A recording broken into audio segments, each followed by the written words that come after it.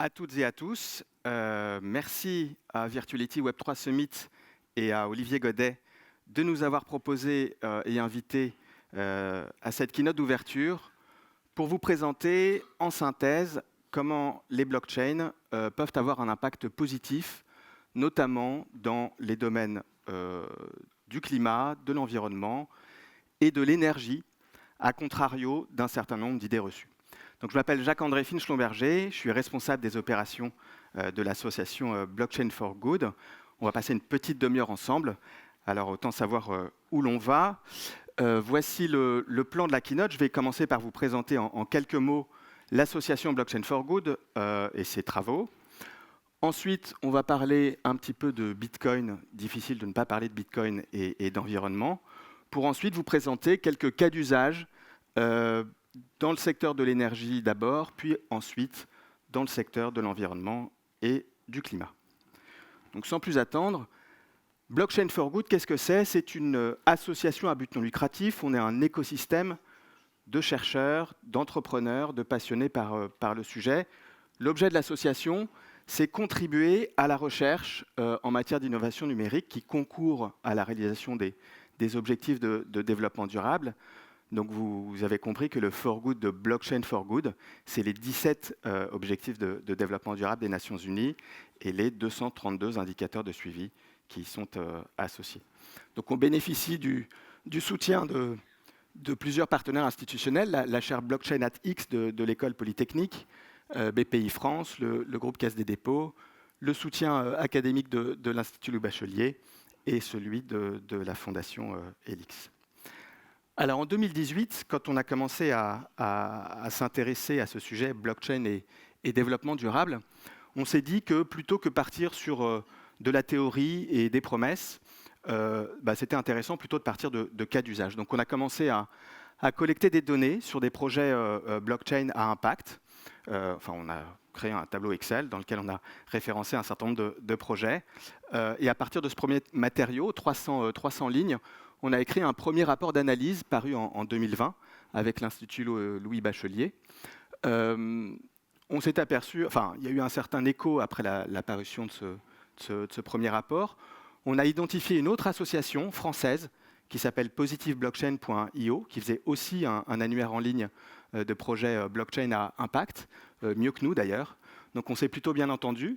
On a fusionné nos bases de données et aujourd'hui, on est à la maintenance avec Positive Blockchain sur un annuaire mondial dont les données sont accessibles en open data qui permet de référencer et de collecter des informations sur quelques 1500 projets dans le monde de projets blockchain à impact. Notre deuxième moyen d'action, vous l'avez compris, c'est rédiger un rapport d'analyse sur le sujet avec cette idée d'être accessible à n'importe qui s'intéresse au sujet, aux néophytes, aux curieux. On fait de la vulgarisation scientifique, l'objet étant de pouvoir partager des connaissances, acculturer, questionner, puis aussi critiquer. Hein. On est des chercheurs. Donc les données de l'annuaire sont en open data, le rapport est publié en Creative Commons, notre site web va être bientôt en open source. On n'est pas des consultants, on ne cherche pas à vendre quelque chose. On est là littéralement pour partager des données. Alors, le rapport 2022 paru en septembre de l'année dernière est beaucoup trop long. Il fait 450 pages, donc on sait très bien que absolument personne ne lit un rapport de 450 pages. Donc l'idée, ça a été de le découper en cahiers qui permet à chacun de pouvoir avoir une porte d'entrée suivant son sujet de prédilection. Chaque cahier est construit de la sorte. Quel est l'impact des blockchains dans le domaine de l'identité et de la propriété? Quel est l'impact des blockchains dans le domaine des monnaies pair à pair et de l'argent programmable, dans le domaine de la santé, de l'environnement et du climat, etc., etc. Donc à chaque fois, c'est quelles sont les promesses. On fait une cartographie du secteur. Quels sont les cas d'usage, bien évidemment issus de l'annuaire. Et ensuite, on pose un certain nombre de questions ou d'enjeux que ça soulève pour dépasser les poncifs habituels qu'on écoute qu'on entend à propos notamment de Bitcoin. Donc avant de vous présenter quelques cas d'usage, justement, Je vais vous parler en quelques mots de Bitcoin, qui est assez indissociable de la question environnementale et énergétique. Alors j'entends très souvent, si ce n'est pas tout le temps d'ailleurs, dès que je parle avec des grandes institutions ou des grandes entreprises, que Bitcoin consomme de l'énergie. Alors oui, certes, Bitcoin consomme de l'énergie, les climatiseurs aussi consomment de l'énergie, l'aviation consomme de l'énergie, les décorations de Noël aussi, ça consomme de l'énergie. Mais maintenant, il manque un morceau dans la phrase. En fait, Bitcoin est sécurisé parce qu'il consomme de l'énergie. Le mécanisme informatique qui permet de sécuriser les transactions sur le réseau Bitcoin repose sur la dépense énergétique. Donc la question qu'il faut se poser, c'est à quoi ça sert ? Bitcoin, qu'est-ce que c'est ? Vous savez tous ce que c'est que de l'argent liquide. Vous en avez peut-être dans la poche, dans un portefeuille. Cet argent liquide, vous pouvez en faire absolument ce que vous voulez. Vous pouvez le donner à qui vous voulez, vous pouvez en recevoir. C'est de l'argent que vous détenez en propre. Eh bien, Bitcoin, c'est la même chose, mais sous un format électronique. C'est de l'argent liquide numérique que vous détenez en propre, à la différence de l'argent que vous avez peut-être sur un compte bancaire, qui est une reconnaissance de dette de votre banque envers vous. Donc Bitcoin, c'est un système qui est ouvert, incensurable, ouvert à quiconque sur la planète, sans condition de nationalité, sans condition de territoire. On pourrait dire que c'est un système monétaire universel qui est aujourd'hui une alternative au système monétaire international. Donc là, on peut se reposer la question, est-ce que le service rendu par Bitcoin vaut la dépense énergétique ? Alors, je ne vais pas répondre à cette question, mais en tout cas, j'aurai le mérite de vous avoir fait poser la bonne, j'espère. Et autre point, et je terminerai par là, par rapport à Bitcoin, puisqu'on a compris que pour sécuriser le réseau, ça reposait sur un mécanisme informatique qui dépense de l'énergie, il faut s'interroger pour savoir de quelle source provient cette énergie. Et aujourd'hui, il s'avère que l'énergie la moins chère au monde, c'est l'énergie renouvelable, notamment hydroélectrique, et c'est la moins chère, et c'est ce qui intéresse les mineurs, ces nœuds qui participent à la validation des transactions sur le réseau. Donc par opportunisme économique, aujourd'hui, le mix énergétique de Bitcoin, il tourne autour de 50% d'énergie d'origine verte.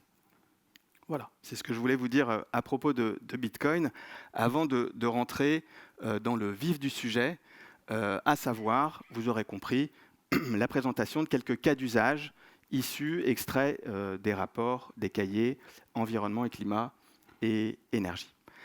Alors, dans le domaine de l'environnement et du climat, on a identifié un certain nombre de projets, de cas d'usage, dans le domaine de la décentralisation des marchés volontaires de carbone, dans le domaine de la décentralisation des marchés de l'eau, par exemple en Australie, donc qui permet de désintermédiariser un certain nombre d'acteurs. On a identifié des projets dans le domaine du financement et de la collecte de déchets, des projets qui permettent de capter des dons en cryptoactifs qui sont ensuite fléchés vers des projets environnementaux. On a identifié enfin des projets dans le domaine du financement de projets d'agroécologie, de reforestation et d'agriculture régénératrice. Voilà le scope global de ce qu'on a pu trouver dans le cahier, dans le secteur environnement et climat. Dans le domaine de l'énergie, on a identifié des cas d'usage dans le domaine de la décentralisation des échanges énergétiques, on verra de quoi il s'agit, avec ce concept de tokenisation d'électricité, des cas d'usage qui concernent l'optimisation des réseaux de distribution d'électricité, des cas d'usage dans le domaine de la tokenisation de certificats d'énergie, alors certificats d'économie d'énergie, des garanties de sourcing d'énergie renouvelable, etc. Et enfin, des cas d'usage dans le domaine de financement de projets d'énergie renouvelable. Donc rentrons un petit peu dans le détail en commençant par le secteur de l'énergie. Les promesses autour des blockchains dans le domaine de l'énergie tournent autour du concept de tokenisation d'électricité. J'explique. Une unité de production d'énergie, qu'elle soit hydraulique, éolienne ou encore solaire, installée par une entreprise, mais même aussi par un particulier, est assortie d'un dispositif électronique qui va mesurer à la source la quantité d'énergie produite représentée alors sous la forme d'un token qui va être enregistré dans une blockchain. Puisque cette électricité est alors tokenisée, elle peut faire l'objet d'échanges sur un marché pair à pair, sans intermédiaire, ce qui permettra à des gens, par exemple, de s'auto-organiser pour produire, vendre, acheter et consommer de l'énergie verte sans intermédiaire. Puisque l'énergie provient d'une source d'énergie renouvelable certifiée par un token, il peut être émis un certificat d'énergie qui pourrait être généré et vendu en tant que produit énergétique, soit en tant que crédit carbone pour une entreprise qui souhaite compenser ses gaz à effet de serre, ou alors comme un canal de financement d'énergie renouvelable certifiée. 2 ou 3 exemples, suivant le temps qui me reste pour illustrer mon propos. Je voulais vous parler d'un premier cas d'usage qui s'appelle The Sun Exchange. Alors, l'Afrique, ça n'a échappé à personne, c'est le continent le plus ensoleillé au monde. Et pourtant, aujourd'hui, il n'y a que 5 gigawatts d'énergie solaire photovoltaïque, soit à peu près 1% du total mondial. En Afrique subsaharienne, un établissement de santé sur 3 ne dispose pas d'une électricité fiable, et 2 tiers des écoles, grosso modo, n'ont pas d'électricité. Pourquoi ? Parce que les investissements initiaux sont trop élevés. C'est le constat duquel est parti The Sun Exchange, qui a été fondé en 2015. C'est une place de marché de micro-leasing qui met en relation des investisseurs, alors particuliers ou entreprises, avec des bénéficiaires d'installations solaires dans des zones rurales ou urbaines en Afrique du Sud. Donc c'est une plateforme en ligne où quiconque, n'importe qui, tout particulier ou entreprise, peut acheter des cellules photovoltaïques. Je crois que c'est à partir de $5 minimum. Vous pouvez en acheter 1, 10, 100. Donc c'est du crowdfunding. Une fois que le projet est financé dans sa totalité, une équipe locale se charge de construire le projet, d'installer ces panneaux photovoltaïques qui sont loués ensuite aux bénéficiaires en Afrique du Sud, donc une école, un hôpital. Et ce bénéficiaire va ensuite payer son électricité, en général 20 à 30% moins cher que le prix de l'électricité qu'il payait auparavant, en plus d'origine fossile. Et c'est un contrat financier avec un taux d'intérêt. Vous allez être remboursé de votre investissement initial avec un taux d'intérêt qui tourne autour de 10%. Donc c'est une manière de financer la transition écologique d'organisations, d'institutions qui n'ont pas les moyens pour investir, faire les investissements initiaux. Donc aujourd'hui, il y a à peu près 65 projets qui ont été financés depuis 2016. Il y a des investisseurs dans 183 pays dans le monde. Donc je vous ai dit, un contrat avec un taux d'intérêt qui tourne autour de 10%. Et la quasi-totalité des fonds sont transférés en Bitcoin pour permettre des transferts transfrontaliers et pour se passer d'un système bancaire traditionnel.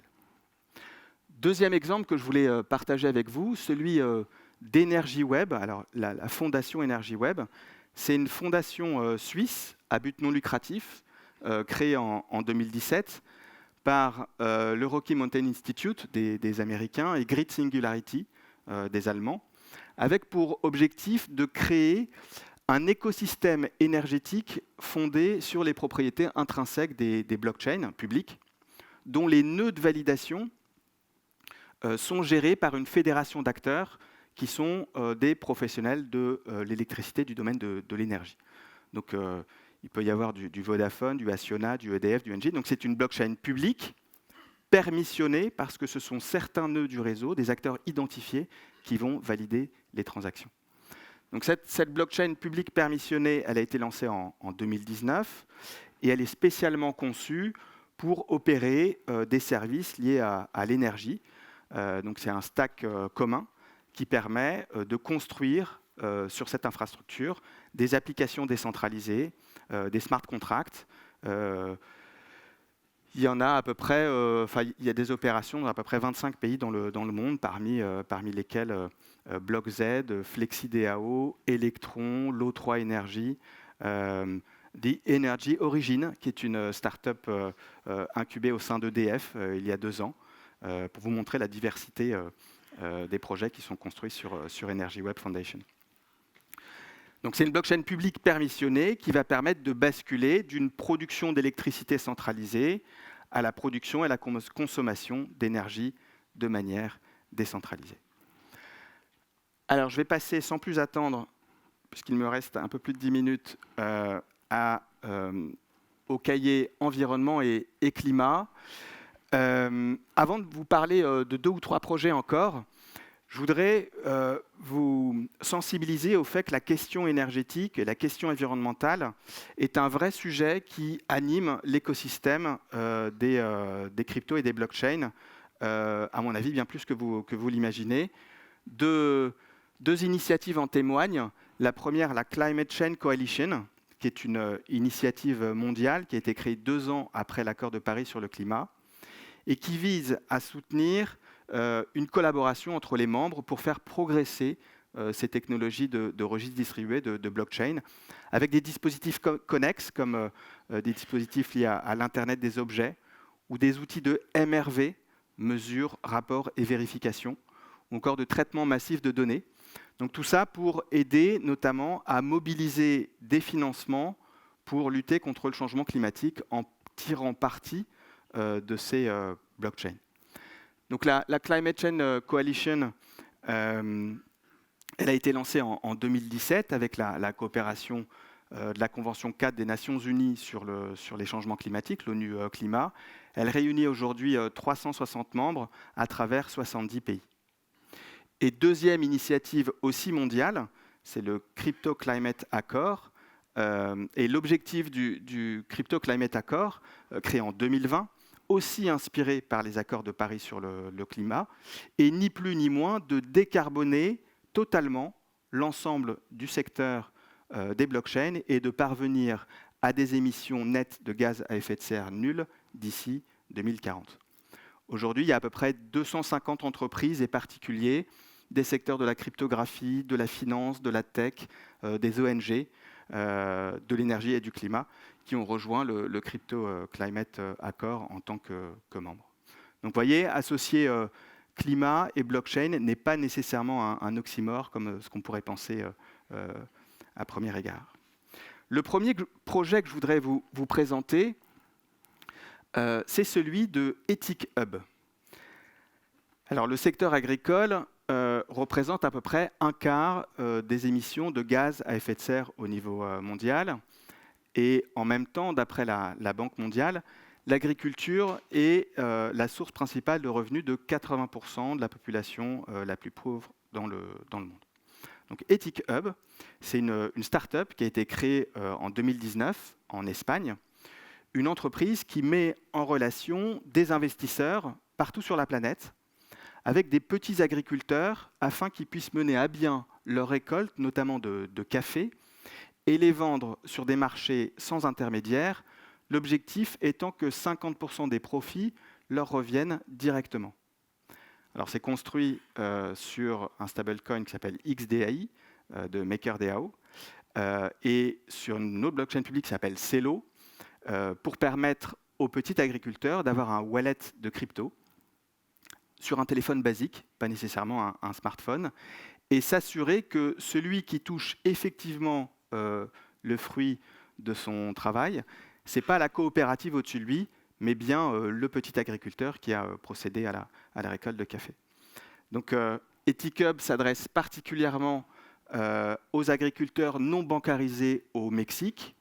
Donc l'équipe a développé une plateforme de financement, du crowdlending, ou de petits investisseurs. Je crois que c'est 20 € minimum pour commencer à participer à ces financements. Finance des activités agricoles tout en recevant bien évidemment des intérêts sur les prêts. Alors je vous parle de ce projet parce que je pense que notre responsabilité aujourd'hui en tant que consommateur, c'est faire en sorte que le premier de la chaîne de valeur agricole ici soit rémunéré à sa juste valeur. Pourquoi ? Parce que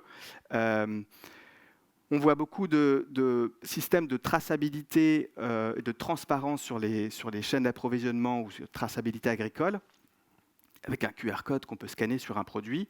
Mais la question qui se pose, c'est est-ce que le premier de la chaîne est bien inclus dans cette chaîne de valeur pour qu'il il puisse subvenir à ses besoins avec un salaire décent, sans avoir à se retourner vers une autre activité qui pourrait être nuisible pour l'environnement et le climat. Moins d'intermédiaires entre celui qui vous nourrit et nous. Donc OtiCub, j'avoue, hein, pour l'instant, c'est une goutte d'eau dans l'océan. C'est 2,3 millions de dollars prêtés à des milliers de producteurs de café responsables au Mexique. C'est plus de 400 projets financés, un taux de défaut inférieur à 2%.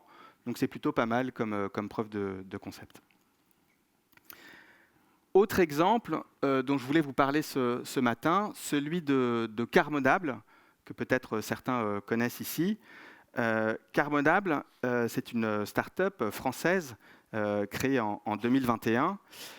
C'est un outil qui crée un pont entre la DeFi, la finance décentralisée, et le monde réel pour le financement de puits de carbone.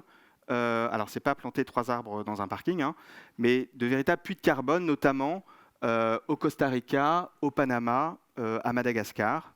Donc, Carbonable utilise des outils du Web3, des NFT, allie ça à la finance décentralisée pour avoir un impact positif sur la planète.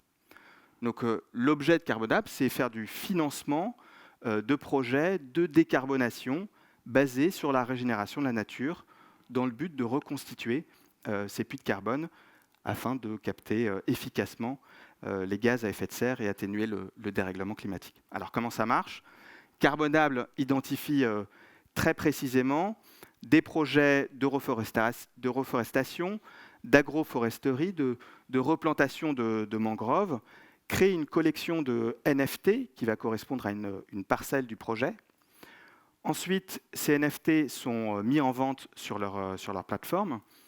Alors ça part très vite, hein. Je crois que leur première vente de NFT, elle s'est écoulée en quelques minutes, voire quelques secondes. Et ensuite, donc, le projet dispose du financement nécessaire à sa réalisation.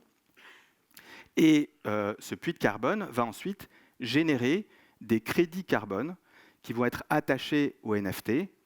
Et l'investisseur initial, vous, moi, n'importe qui, reçoit alors un revenu passif en stablecoin, ainsi que des tokens qui s'appellent CARBS, qui sont le token de gouvernance de la plateforme.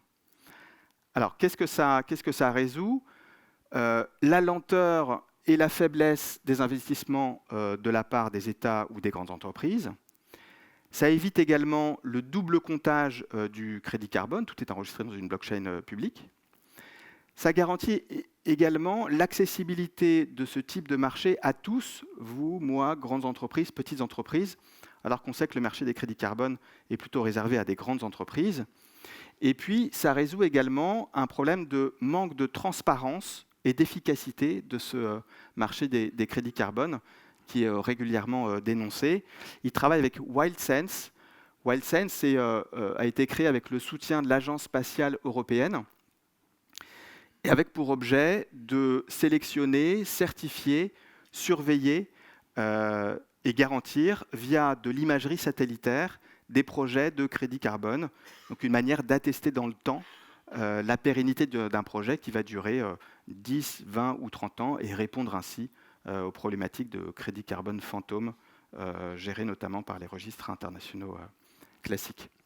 Donc Carbonable a déjà permis le financement d'initiatives, je vous ai dit, de grande ampleur, notamment au Costa Rica, au Panama et à Madagascar. Il y a une dizaine de projets de décarbonation qui sont répartis sur 4 continents aujourd'hui, qui sont en phase de financement et qui représentent à peu près 1 million de tonnes de crédit carbone. Je ne vais pas avoir le temps de vous parler de Nori, mais peut-être que ce sera un teasing pour que vous puissiez aller voir par vous-même ce qu'il en est dans le rapport publié par notre association. Et donc voilà ce qu'on voulait vous dire.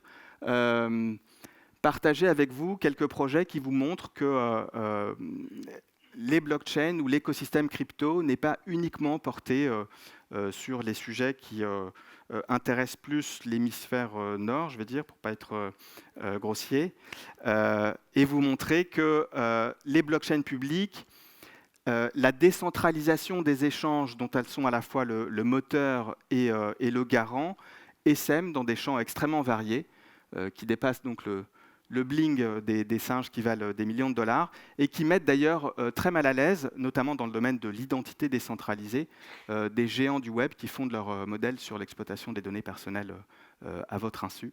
Je ne vais pas vous en dire plus. Et voilà, et tout ça, je vous rappelle que c'est grâce à une personne ou à un groupe de personnes que personne ne connaît, qui s'appelle Satoshi Nakamoto. Alors, merci Satoshi. N'hésitez pas à rejoindre notre association, suivre nos travaux, et bon salon à tous. Merci.